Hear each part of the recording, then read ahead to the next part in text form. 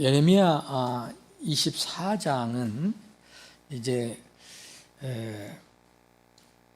이 무화과 담은 두 광주리 표적, 우리 근본역에는 그렇게 타이틀을 달았는데, 이 본문의 역사적인 배경은 제19대 유다 마지막 왕이 이제 시드기야인데, 그 전 왕 여호야긴 왕, 여고냐라고도 불리는 여호야긴 왕이 느부갓네살에서 바벨론의 포로를 잡혀가고 그의 뒤를 이어서 이제 마지막 왕인 시드기야 왕이 이제 왕위에 올라간 때입니다.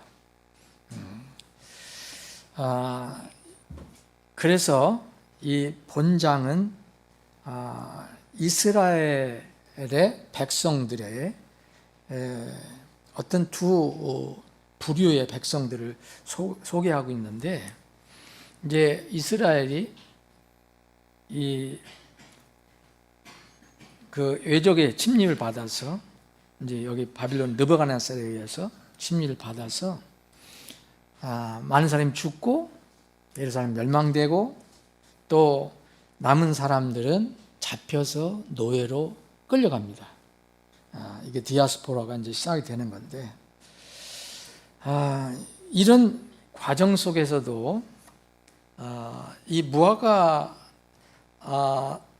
담은 두 광주리 표적이라는 것은 두 종류의 두 부류가 다른 것을 얘기합니다. 하나는 부정적인 거고 하나는 긍정적인 겁니다.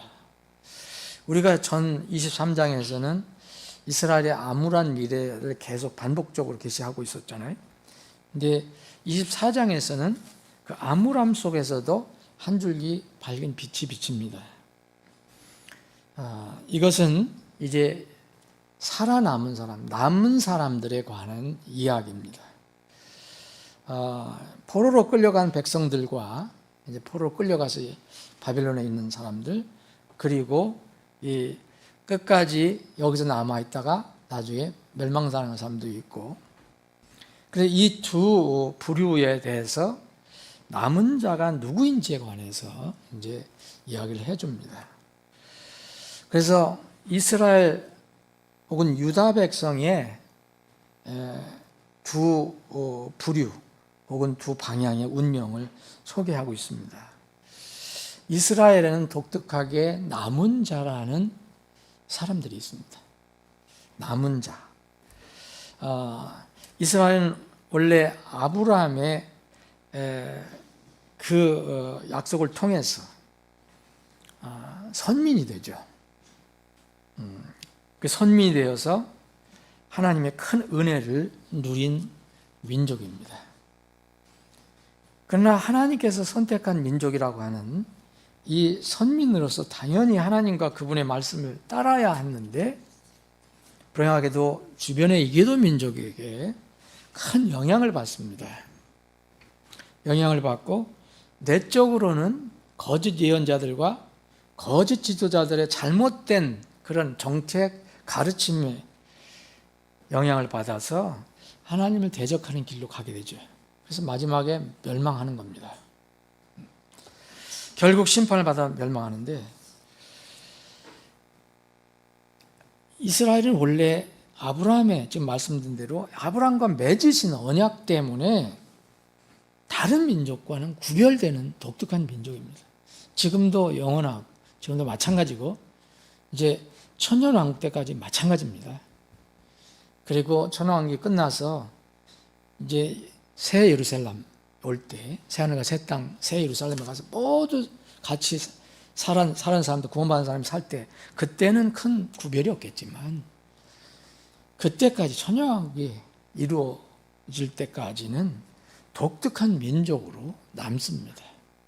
이거는 지금 그 잘못된 개신교, 기독교에서 이스라엘을 이제 교회로 대체하는 그런 신학이 요새 크게 알려져 있잖아요. 그리고 많이 그걸 믿고 있어요. 그러니까 이스라엘에게 약속했던 것을 다 이제 기독교가 다 그걸 받았다라고 얘기하는 그런 사람들 지금 많이 있습니다. 그런 신학도 많이 있습니다. 그걸 따르는 교회들도 많이 있습니다. 근데 절대 그렇지 않습니다. 이스라엘은 끝까지 남습니다. 이스라엘이 하나님을 대적하고 큰 징계를 받아도 아브라함에게 약속했던 그 언약은 여전히 살아있습니다. 그래서 하나님은 그렇게 무섭게 징계를 하시더라도 이스라엘 민족을 끝까지 남겨두십니다. 이 사람들이 남은 자입니다. 요한계시록을 근거로 하면 약 3분의 2는 다 죽어요. 유대민족은. 그리고 나머지 3분의 1만 살아남습니다. 그래서 선민 이스라엘은 이 참으로 참 특이한 민족이에요. 한편은 기구한 운명을 가지고 있고 또 한편은 또 놀라운 그런 복을 받은 민족입니다. 여기 1절부터 제가 잠깐 읽어보겠습니다. 바빌론 왕 느부갓네살이 유다 왕 여호야김의 아들 여오니야와 유다의 통치자들 목수들과 대장장들과 함께 예루살렘으로부터 포로로 사로잡아 바빌론으로 끌고 간 후에 보라 무화과 두 광주리가 주의 성전 앞에 놓여 있는 것을 주께서 내게 보여주더라. 좀 전에 말씀드린 대로 마지막 19대 왕이 이제 끌려갔어요. 거의 망한 거죠. 이제 시드기만 남아 있는데 이제 이 왕하고 거기에 사람들이 많이 끌려갔습니다. 그런 후에라고 그랬어요. 그런 후에 이제 성전 앞에 무화과 담겨 있는 두 광주리를 이제 예레미야에게 보여주었습니다. 하나님께서 한 광주리에는 처음 익은 듯한 아주 좋은 무화과들이 있고 다른 바구니에는 너무 나빠 먹을 수 없는 심히 나쁜 무화과들이 있더라 그랬어요. 이게 한 광주리에는 이 정말 처음 그 해의 열은 아주 신선한 그런 좋은 무화과들이 있고 또 다른 광주리에는 반대에 이제 너무 나빠서 먹을 수 없는 그 무화과들이 담겨 있다고 말하고 있습니다. 이 두 부류의 민족 중에서 이스라엘 민족 중에 두 부류의 사람들이 소개가 되고 있습니다. 3절 그때 주께서 내게 이르시되 예레미야야 네가 무엇을 보느냐 하시기에 내가 이르되 무화과들인데 그 좋은 무화과들은 아주 좋고 나쁜 것들은 심히 나빠 먹을 수 없을 정도로 나쁘나이다 했더라. 이제 주님께서 다시 이제 예레미야에게 말씀해 주십니다. 다시 주의 말씀이 내게 임하여 이르시되 주 곧 이스라엘 하나님이 같이 말하노라 이 좋은 무화과들과 같이 내가 유다 중에서 포로로 사로잡혀 끌려간 자들을 인정하리니 그들은 내가 그들이 잘 되도록 이곳에서 갈대 사람들의 땅으로 보냈느니라. 4절부터 이 7절까지는 좋은 광주리에 담긴 좋은 무화과나무로 이렇게 상징되는 사람들을 설명해 주고 있고요. 또 8절부터 마지막은 이제 나쁜 사람들, 그러니까 나쁜 무화과들로 비유되는 그런 이스라엘 사람들, 유대 사람들을 설명해 주고 있습니다.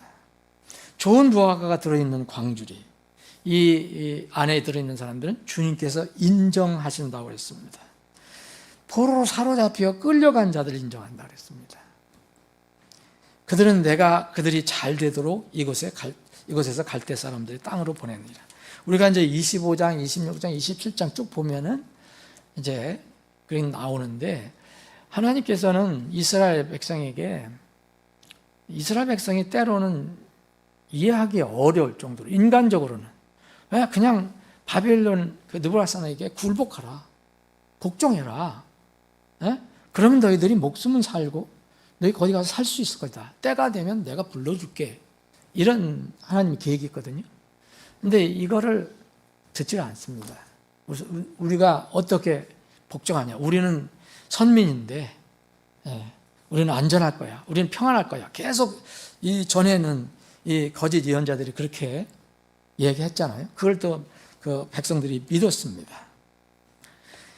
6절 이는 내가 내 눈을 그들에게 고정하여 잘되게 하고 그들을 다시 이 땅으로 데려올 것이요 너희들 포로로 가도 때가 되면 다시 데려올 거야.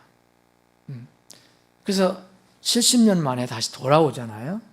근데 지금 이스라엘을 완전히 이제 마지막 때 완전히 돌아와야 되는데 돌아오지는 않고 있지만 지금도 많이 돌아오고 있다고 해요. 내가 그들을 세우되 헐지 아니하고 또 내가 그들을 심되 뽑지 않을 것이기 때문이다. 또 내가 그들에게 나를 알되 내가 주라는 사실을 아는 마음을 주리니 그들이 내 백성이 되고 나는 그들의 하나님이 되리라. 이는 그들이 자기들의 온전한 마음으로 내게 돌아올 것이기 때문이다. 좋은 무화과 들어있는 광주리, 여기에 이 광주리 들어있는 무화과 비유가 되는 그 유다 사람들은 주님께서 인정하는 사람들이라고 얘기합니다.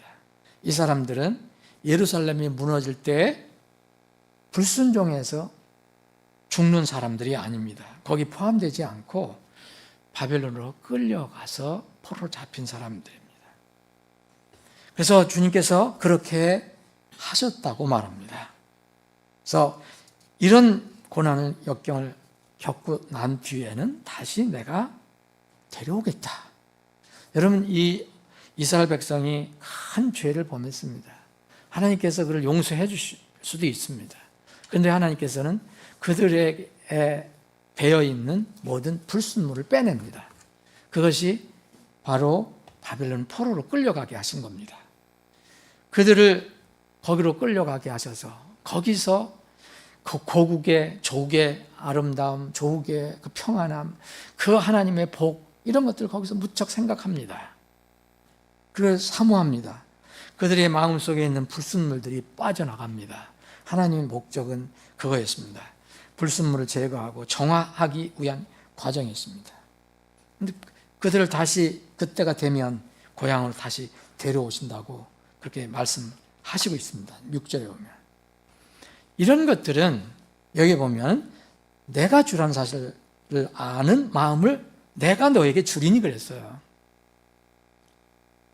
여러분, 이것은, 그리고 그 마지막 부분에 보면 그들이 자기들의 온전한 마음으로 내게 돌아올 것이기 때문이다. 하나님께서 그들에게 마음을 주셔서 그들이 돌아온다는 거예요. 돌아온다고 약속은 하나님께서 하셨지만은 돌아오는 과정도 되냐?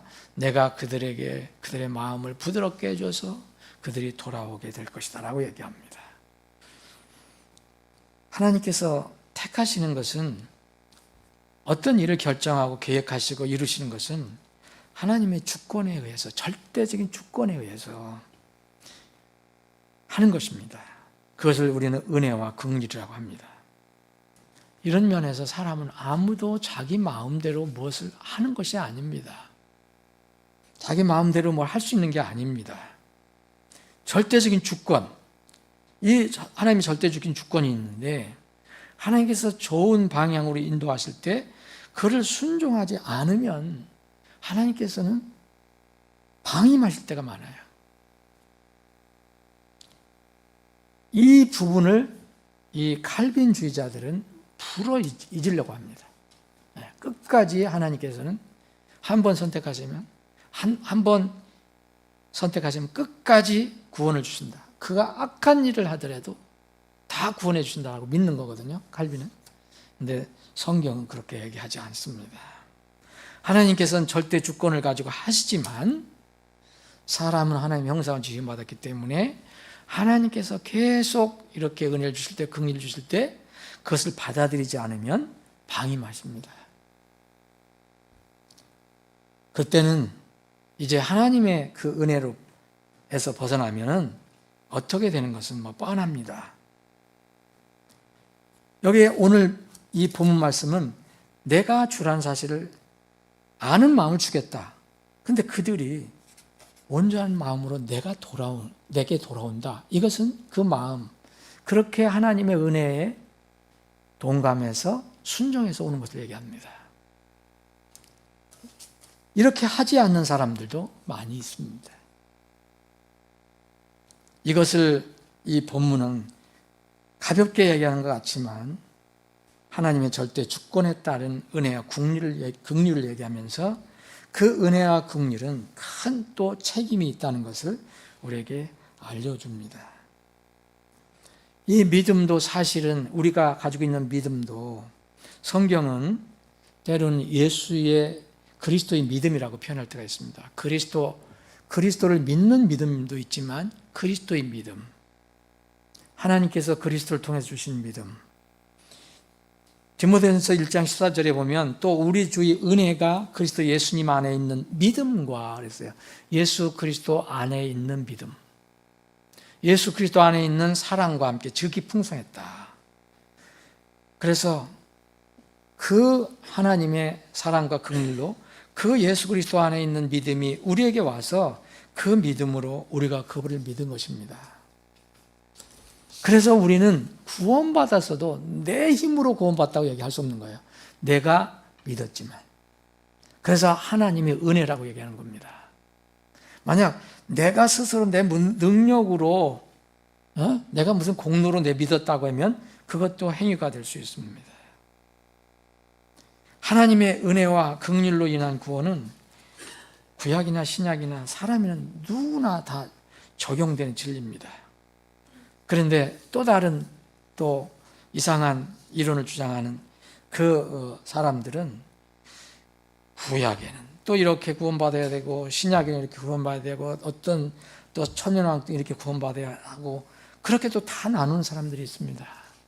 하나님의 은혜와 긍휼이 시대마다 다르고 사람 종류, 품질도 시대마다 다르고 죄인의 도수도 시대마다 다르고 이렇게 주장하는 사람들이 있는데 이건 정말 하나님의 말씀을 모독하는 것입니다. 우리는 사람은 사람으로 태어나는 한 사람은 자기 자신의 공로로 절대 구원을 받을 수 없습니다. 하나님의 은혜로 구원받는 겁니다. 예수님의 피로 구원받는 겁니다. 우리가 믿는 것도 예수님께서 우리에게 주신 믿음으로 우리가 믿는 것입니다. 오직 예수님께서 우리에게 은혜를 베풀어 주셨기 때문에 우리는 믿고 구원받은 겁니다. 그러면 우리 쪽에서 책임이 없습니까? 여전히 책임이 있습니다.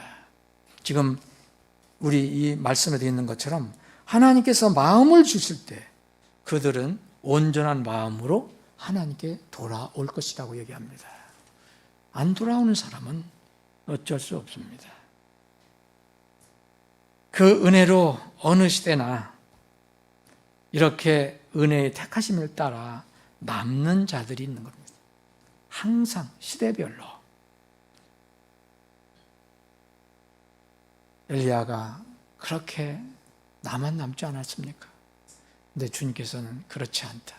너가 모르지만은 내가 남겨놓은 사람들이 다 7,000명 있다. 어느 시대나 우리가 모르는 것뿐입니다. 절대 주권을 가지신 은혜의 하나님은 또한 동시에 전지전능하신 하나님입니다. 미리 아심을 통해서 누가 구원받을까? 미리 아심을 통해서 믿음을 주십니다. 우리가 이 하나님의 절대 주권을 믿는다고 하면은 이제 뭐에 빠졌냐면 이 칼빈의 예정론에 빠져버립니다. 그런데 하나님은 또 하나 어떤 성품이 있으냐면 전지하시다는 겁니다. 사람들은 모릅니다. 근데 하나님은 먼 미래까지 내다보시는 그런 지식, 전지하심이 있습니다. 그래서 하나님께서 택하시는 것은 그의 믿음을 보고 택하시는 겁니다. 그가 믿음을 가질 것인가. 그것을 성경에서는 미리 아심이라고 얘기합니다. 이는 그들이 자기들의 온전한 마음으로 내게 돌아올 것이기 때문이다라는 것은 아시고 있다는 거죠. 이렇게 내가 그들의 마음을 바꿔주면. 그래서 그 뒤로는 이제 이런 사람들에게는 어떤 하나님과의 관계가 형성되느냐면 하나님이 그 무리들의 하나님이 되고 또 그 백성은 하나님의 백성이 되는 겁니다. 여기 7절에 보면 그들이 내 백성이 되고 나는 그들의 하나님이 되리라. 이 구절이 여러분 신약에도 곳곳에 쓰이고 있습니다. 구약에도 곳곳에 쓰이고 있고요. 이것은 두 가지 의미로도 쓰이고 있거든요. 신분적인 의미로도 쓰이고 있고, 신분적인 것은 구원받는 걸 얘기하고, 또 신분을 얻은 사람들이 실제로 삶 속에서 주님과의 관계를 그렇게 잘 맺고 있는가. 신분은 백성인데, 자녀인데, 자녀로서의 합당하게 아버지를 섬기지 못하는 그런 사람들에게도 넌 내 백성이 아니라고 말할 때가 있습니다. 신분은 신분인데도. 그게 이제 고린도 교회에게 주신 말씀이에요. 그래서 이 백성과 하나님이 되고 백성이 된다는 이 말씀은 두 가지로 우리가 이해를 해야 됩니다. 신분적으로 하나님 백성이 되어도 실제로는 그 신분에 걸맞지 않게 사는 백성이 있습니다. 여러분, 그것을 보면 고린도 후서를 보시면 됩니다. 고린도 후서 6장 17절 18절에 이런 말씀이 있어요. 쭉 설명을 하신 뒤에, 사도 바울을 통해서 설명하신 뒤에, 너희는 그들 중에서 나와서 분리하라는 말이 있거든요. 너희는 고린도 교회 성도들입니다. 그들 중에서 나와서 분리하고 부정한 것들을 만지지 말라 얘기했어요. 주가 말하노라. 그리하면 내가 너희를 받아들여 너희에게 아버지가 되고 너희는 내 아들들과 딸들이 되리라. 주 전능자가 말하노라 하셨습니다.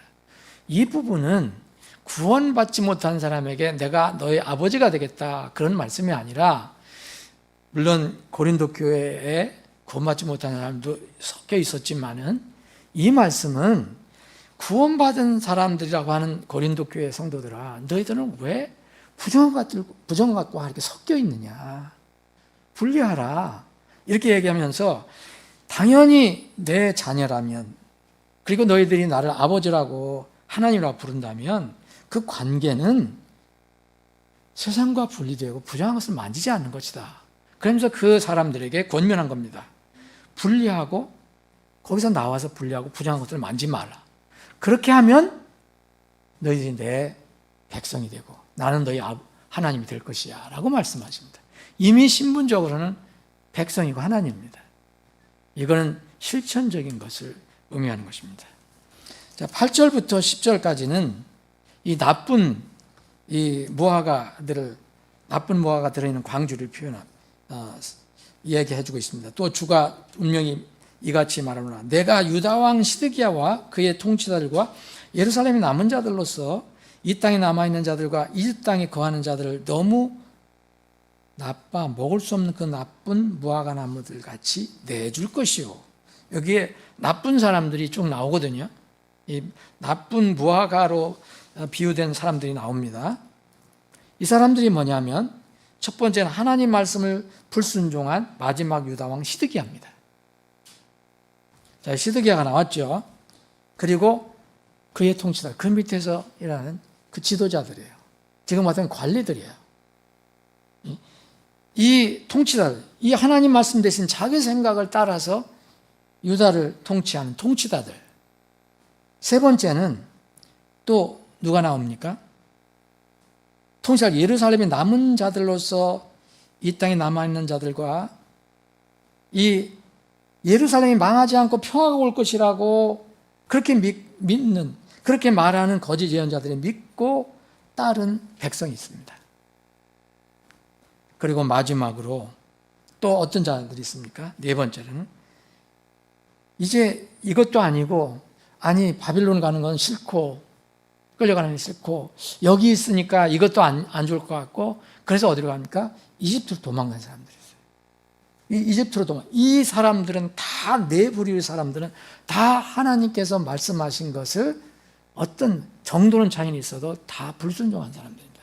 자기 생각을 믿거나 거짓 예언자를 믿은 사람들입니다. 인간적인 생각을 따라서 이집트로 가면 안전할 것이야, 거기서 도망가 사는 사람들, 이 네 부류의 사람들을 다 나쁜 무화과로 주님께서는 표현하셨습니다. 이 사람들을 어떻게 하겠습니까? 이제 광주리 밖으로 내준다. 그래서 하나님의 보호 인도하심이 더 받을 수 없다, 그 얘기입니다. 그들을 밖으로 내준다는 것은 이제 하나님의 그 인도하심에서 멀어져서 이제 세상에서 어려움을 당하거나 세상의 치욕거리, 조롱거리, 저주거리가 된다는 겁니다. 여기서 계속해서 비슷한 단어를 쓰고 있습니다. 내가 그들을 상하게 하려고 땅의 모든 왕국들로 옮겨지도록 넘겨주어. 자, 모아가 이 광절에서 벗어나게 해서 그들을 쫓아보낼 모든 곳에서 치욕과 속담거리와 조롱과 저주가 되게 하리라. 바벨론으로 가지 않고 엉뚱한 곳으로 다시 쫓아내서 거기서 속담거리와 조롱거리가 되게 한다는 거예요. 그리고는 마지막으로는 어떻게 되십니까? 마지막으로는 10절입니다. 또 내가 칼과 기근과 역병들을 그들 가운데 보내리니 마침내 그들이 내가 그들과 그들 조상들에게 주었던 땅에서 끊어져 소멸되리라 하시더라. 이것이 24장의 결론입니다. 여러분, 구원받은 자녀라면 때로 우리가 생각할 때, 느낄 때 쉽게 이해되지 않는 것이 있을 수 있습니다. 불리하게 보이는 것도 있을 수 있습니다. 여기에서 유다 백성은 선민이라고 하면 지금 신약시대에는 구원받은 우리를 얘기합니다. 그리스도인. 이 구원받은 우리 그리스도인도 이 유다 선민들처럼 그렇게 생각될 때가 있습니다. 근데 중요한 것은 여기서 이 24장에서 또 가르쳐 주는 게 뭐냐면 남은 자에 관해서 얘기한다면 버림받은 자가 또 있다는 거거든요. 버림받은 자를 얘기합니다. 신약에 와서. 그런데 이 구원받은 자녀라면은 때로는 우리 생각이 달라도 하나님의 말씀을 따르려고 하는 그런 마음이 있어야 됩니다. 그런 믿음이 있어야 됩니다. 그런 사람들이 남은 자에 들어가는 겁니다. 물론 우리는 구원받으면 이제 구원을 잃어버리지 않습니다. 그러나 그 고린도 교회의 어떤 사람들처럼 그렇게 하나님의 백성이 아니라고 하는 사람들, 난 네 하나님이 아니야, 너희는 내 백성이 아니라고 하는 사람들이 있을 수 있습니다.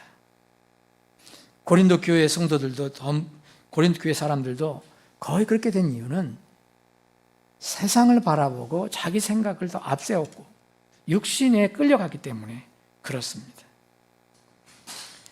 지금 이스라엘은 여러분 선민이지만 이제 우리 신약 차원의 구원은 그대로 적용하면 안 됩니다. 이스라엘 민족적으로 나중에 살아남고 죽는다 있지만 한 사람 한 사람을 생각해서는 안 된다. 이스라엘 사람들 다 한 사람 한 사람은 개인적으로 구원받아야 합니다. 근데 이스라엘 사람들이 지금 모든 사람이 선민이라고 해서 주님 하나님 따르는 건 아닌지 여러분 잘 아실 겁니다. 하나님을 대적하는 사람들이 엄청 많습니다. 이스라엘 사람 중에 지금도 현재에도 정치적인 용어로는 뭐 정통 유대인이라고 하고 중도 유대인이라고 하고 세속적인 유대인, 뭐 진보 유대인이라고 합니다. 이런 사람들이 자유분방하게 사는 사람들이 있거든요. 그런데 선민이지만 대부분은 99%, 98%는 예수님을 받아들이지 않습니다. 유대인들은. 메시아닉 주는 아주 1, 2%밖에 되지 않습니다. 그런데 지금 유대인들은 세속주의 유대인들이 훨씬 많습니다. 세속주의 유대인들은 이방인들보다 더 악하게 하나님을 대적합니다. 이거 아이러니입니다. 아이러니. 하나님을 대적하는 일을 앞장서고 있습니다. 예를 하나 들면 동성애, 동성결혼, 성전환 등 이런 아주 성을 파괴하려고 하는, 창조를 무너뜨리려고 하는 이런 사람들이 이 유대인들 중에서 엄청 많습니다. 텔아비브는 세계의 이 동성애의 아주 중심지입니다. 그게 유대인들입니다. 그래서 선민이라고 해서 모두 구원받는 것도 아니고, 단 민족적으로는 이제 남은 자들이 있어서 나중에 구원을 받지만,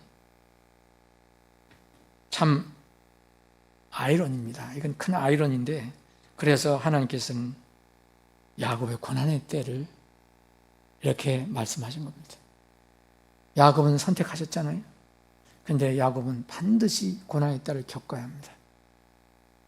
그래서 다니엘이 기록한 그 고난의 때, 예레미야가 기록한 야곱의 고난의 때, 이것이 예수님께서 말씀하신 마지막 때의 큰 환난입니다. 이 큰 환난의 중심 민족은 유대인입니다. 이 환난은 요한계시록에 자세히 기록되어 있습니다. 우리는 이스라엘을 위해서 지금 기도하고 있는데, 이스라엘이 빨리 눈을 뜨고 그 남은 자들이라도 정신을 차려서 하나님을 그런 섬기는 일에 쓰임받기를 기도하는 것입니다. 그러나 우리가 아무리 어떻게 생각을 하더라도 하나님의 계획은 그대로 이루어질 것입니다. 곧 그 계획이 이루어질 때가 다가오고 있습니다. 이스라엘의 남은 자들이 이제 드러날 때가 나오고 있습니다. 그때는 큰 환난을 겪은 뒤에 나타납니다. 그 환난이 임하기 전에 여러분들과 저는 거기에 동참하면 안 됩니다. 하나님의 계획에 따라서 올라가야 합니다. 그런 때가 속히 오기를 소망합니다. 아버지 하나님, 저희들이 하나님 말씀을 묵상하고 공부할 때마다 하나님 말씀은 때로는 우리의 생각과 지식의 한계를 벗어나서 때로는 이해가 어려울 때도 있음을 고백합니다. 그러나 하나님 말씀은 그대로 이루어짐을 저희들은 의심 없이 믿습니다. 지금 현재 이스라엘이 하나님의 남은 자들의 민족이라면 저들이 정신을 차리고 깨우쳐서 예수 그리스도를 메시아로 받아들이고 그 때를 준비하는 민족이 되게 해 주옵소서. 우리 민족이 이런 과정에서 하나님의 이 계획이 성취되는 과정에서 주님의 손에 들림받아 쓰임받는 민족과 나라가 되게 해 주옵소서. 그 과정에서 우리 서울제일침례교회가 하나님의 계획 가운데서 하나님의 손에서 귀하게 쓰임받는 교회가 되게 해 주시옵소서. 거룩하신 예수님의 이름으로 기도합나이다. 아멘.